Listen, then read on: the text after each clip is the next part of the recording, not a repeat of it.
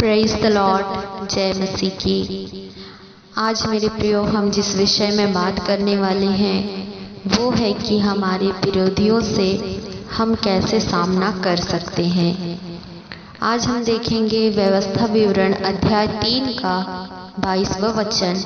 यहाँ पर लिखा हुआ है, उनसे न डरना, क्योंकि जो तुम्हारी ओर से लड़ने वाला है वह तुम्हारा परमेश्वर यहोवा है। आज मैं एक गवाही के साथ आप सभी को उत्साहित करना चाहूँगी।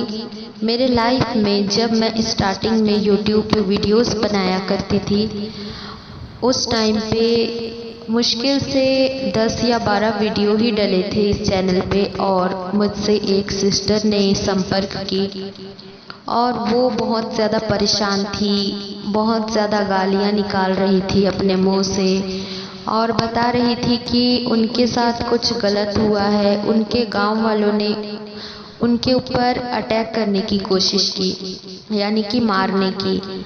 और जब मैंने उस सिस्टर से कारण पूछा तो उसने बताई कि उनके ऊपर एक आरोप लगाया गया है कि वो अपने दादी के गांव में है इस टाइम पे, और उसे किसी लड़के के साथ कुछ गलत आरोप में पकड़ा गया है। गांव वालों का कहना है कि कोई लड़का जो है बाउंड्री से कूदकर उसके घर पे गया था, तो इस वजह से गांव वाले उस सिस्टर को मारना चाहते थे। और ये बात जो है उसके मम्मी पापा के कानों में भी गई, जो कि अपने घर पे थे, और लड़की जो थी, वो जो सिस्टर थी, वो अपनी दादी के घर पे थी।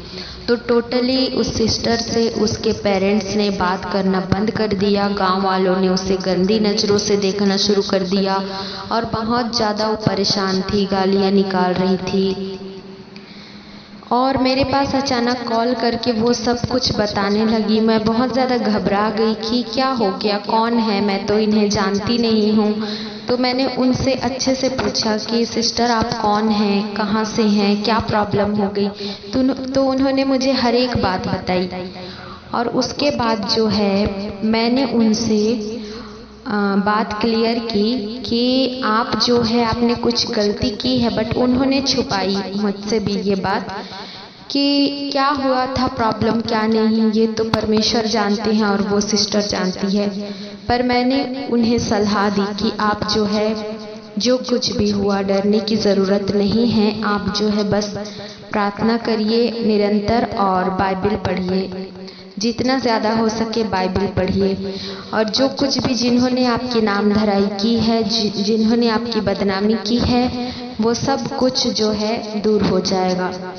और फिर मुझे पता चला कि उस सिस्टर की जो है एक बहन थी मंझली वाली, जिसकी कुछ ही दिन पहले इसी आरोप में, सेम जो इस सिस्टर के साथ हुआ उसी आरोप में गांव वालों ने उसे फांसी पर लटका दिया था। और वो मर चुकी थी और उसे कभी कभार दिखती भी थी, यानी कि वो जो बहन जिसने मुझसे बात की उसे कभी कभार वो दिखती भी थी। तो इससे ये साबित होता है कि शैतान जो है इस कदर हमारे पीछे पड़ा रहता है कि वो हमारे जान तक लेने के लिए तैयार रहता है, क्योंकि वचन बताती है कि जो शैतान है वो सिंह, गरजने वाले सिंह के समान जो है हमारे पीछे पड़ा रहता है कि हमें कब फाड़ डाले, नोच खाए, हमें मार डाले। लेकिन यीशु मसीह आए कि हमें जो है वो हर एक मुसीबत से बचा पाए।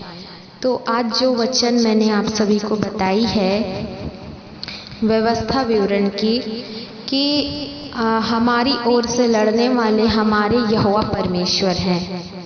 तो उस सिस्टर के साथ भी वैसा ही हुआ, सेम चीज़ जो उसकी बहन के साथ हुई थी रिपीट हो रही थी। बट उसने क्या किया, प्रार्थना की और उसने वचन को पढ़ा, परमेश्वर के साथ समय बिताया कई घंटों।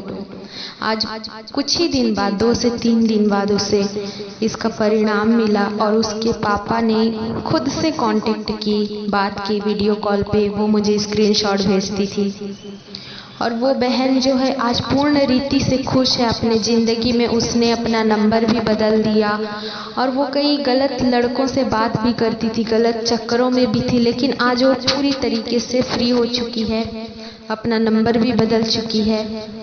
तो मेरे प्रियो, मैं यही बताना चाहती हूँ, शैतान जो है हमेशा पीछे पड़ा हुआ है, लेकिन शैतान कुछ भी नहीं है, शून्य है। जो कुछ भी है यीशु है, सामर्थी है, शक्तिशाली है, हमारा रक्षक है।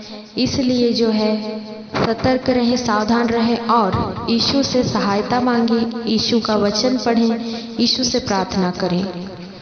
और अगर आपके साथ कुछ भी गलत हुआ है, नाम धराई हुई है, बदनामी या झूठा आरोप लगाया गया है, उसे आप यीशु के छिदे हुए हाथों में सौंप दें। यीशु आपका मुकदमा लड़ेंगे और आपको न्याय दिलाएंगे। उम्मीद करती हूँ मेरे प्रियो, इन सभी वचनों के द्वारा, गवाही के द्वारा प्रभु ने आपसे बातचीत की हो। आप सबने वीडियो देखा, अपना कीमती समय दिया, इसके लिए परमेश्वर आप सभी को बहुतायत से आशीषित करे। आमीन।